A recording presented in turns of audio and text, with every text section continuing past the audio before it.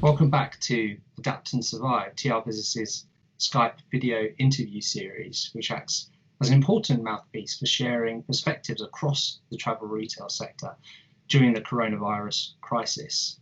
Today I'm speaking to Jonathan Pollard. He's the Chief Commercial Officer at London Luton Airport. Jonathan, it's a delight to have you with us today. Thank you, Luke. Jonathan, I'd like to begin first and foremost to ask you how you are coping personally and professionally with what remains, frankly, apocalyptic situation for air transport. Yeah, absolutely. Well, certainly it's absolutely unprecedented. I think from a personal perspective, it's been quite challenging. I've got a relatively young family, four children under 4, who have developed an excellent knack of finding me wherever I am in the house. So, like for everybody at the moment, I think mixing the home and work life has been a bit challenging. From a professional perspective, I think what's fascinated me or surprised me is how quickly the situation's changed. So, sat here in February looking at the potential impact on maybe 1 or 2 other markets alongside Italy, and fast forward to where we are now with a global pandemic that's effectively grounded global aviation. Has been, really quite challenging, and I think it's the pace at which things have moved has made it so difficult to keep track of. Jonathan, if you can elucidate, if possible, the current operational situation for London Luton Airport, particularly from a commercial perspective. We're no doubt aware that the airport will have operational protocols in place to protect passengers and staff, but from a commercial viewpoint, can you just tell us about what safeguards you've got in place, and indeed from a business side, are you offering rent relief or other financial assistance? Yeah, so on the commercial partner front, I think our activity is broadly similar to what you've seen other airports are doing.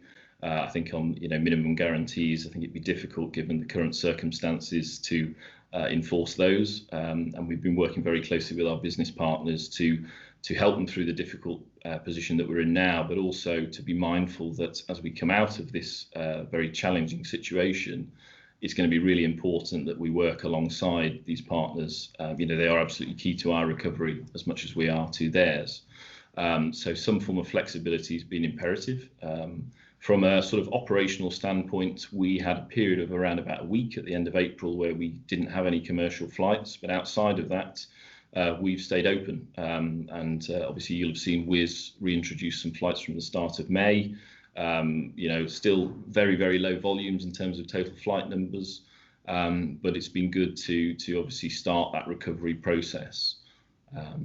From a commercial perspective, we don't have any units open just yet, no shops or retail F&B, but we are obviously working very closely with partners as the volume increases to look to see how we can activate and reopen the retail estate. Mm-hmm. It seems pertinent at this point to talk about the flight situation. Obviously, you mentioned Wizz Air there. They began operating to selected destinations on a limited basis at the start of this month. And Ryanair now, we're hearing, are looking to up their capacity to around 40% by July.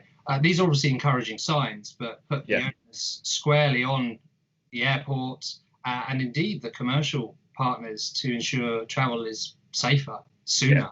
In your view, is that possible? Yeah, I think so. I mean, obviously, I referenced the flights that already started here with Wizz. We work very closely to make sure that the environment for our own staff, but also passengers, was as safe as it should be. The focus very much has been ensuring that we have a safe and productive environment so that travel can continue. So, we've issued all of our staff with appropriate PPE. We've increased the number of sanitising stations. We've looked at staggering shift patterns. And equally, you'll have seen both Wizz and Ryanair have completely, I would say, transformed their operational procedures to make sure that they deliver a safe and comfortable environment on board. I think it's fair to say for the travelling public, it is going to involve, and already does involve, a very different travelling experience, which will take some time for people to gain confidence in. But I think, our process throughout is to ensure that we follow government recommendation. We are expecting that later this month there's going to be a more consistent clarification on the procedures for travel across Europe and indeed globally, which I think will be a step forward. But in the interim, yes, airports have had to and will need to adapt quickly. I think the only, let's say, positive out of the horrific situation that we're in is the volume of people at the very beginning will be certainly far less than what we would have typically enjoyed.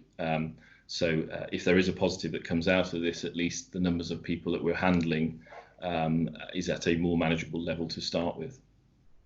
Yeah, indeed. And confidence in air travel will invariably take a while to recover. We've heard in recent weeks, likes of Jonathan Pollard at Heathrow talking about social distancing or dismissing the efficacy of social distancing. What's your take more broadly, I guess, on the nature of the recovery for travel retail, and particularly for UK?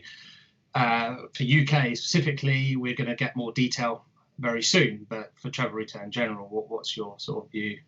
Yeah, so I think the fundamental thing that needs to happen quickly is the clear, consistent guidance that will be implemented across airports. I think in the context of social distancing, invariably that creates a capacity challenge for airports and retailers and operators.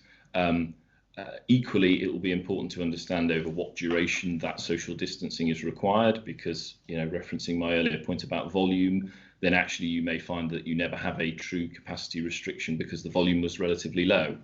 I think, our view is, alongside a number of the key airlines, that there are means of creating a safe environment without social distancing. And I think that, those options have been put forward fairly clearly. I think, from a confidence perspective, the job that we will have as an airport is to not just obviously see people back travelling safely, but also from a travel retail perspective, create an environment where people feel they have that appetite to still spend. We are already looking at how we're going to have to adapt the retail estate, because we are expecting a very different behaviour from our customers than what we're used to. If you look at some of the insights coming from Asia at the moment, from a food and beverage perspective, significant increase in pre-packed food sales and a significant drop in sit-in catering. So these are the sorts of adjustments that we're working very closely with our suppliers on at the moment to make sure that we're well placed for when things really do start to recover. And we're going to see the government put into place formally the quarantine procedures for 2 weeks. We think, we don't know as yet, but all the signs point towards 2 weeks. Obviously, travellers from Ireland and France are included from this. Again, that's going to put more pressure, not only operationally on the airports, but the commercial partners during that period. How is Luton planning to respond to this particular pain point, if you will? Yes, I think it's another aspect where clarity is certainly the order of the day. I think, like everybody, what we're keen to ascertain is specifically when it will be introduced. We're hearing the end of the month, but that date hasn't been fully confirmed. Importantly, the duration over which it will continue, or failing that, in the absence of being able to give that, the mechanism for evaluating how effective it is. I mean, it's important for me to be clear that we support anything that is perceived as critical to maintaining the safety of the environment for our passengers and staff. But equally, we want certainty that quarantining, if that is the proposal, is the right thing to do. It will undoubtedly, I think, suppress travel demand. Anywhere where you introduce a change in process, certainly something like a quarantine for 14 days, will certainly suppress the number of people looking to travel. And from a commercial partner's perspective, and all of our operators, I think all it does is push further back the commencement of the real recovery. There's all range of scenarios that we're looking at the moment that are based upon the duration that this quarantine is in place for, and to which markets. And you pointed to concession relief a little earlier.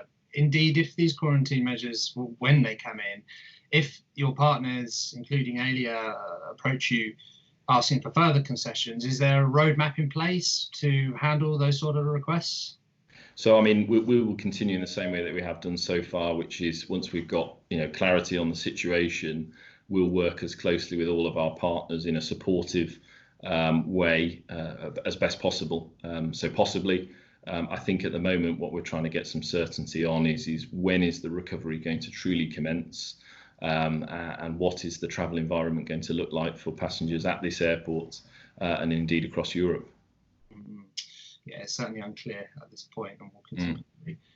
Jonathan, is there a final message, I guess, you'd like to share with our viewers on restoring that confidence, trying to encourage travel where safely, particularly to Luton, but also to travel retail?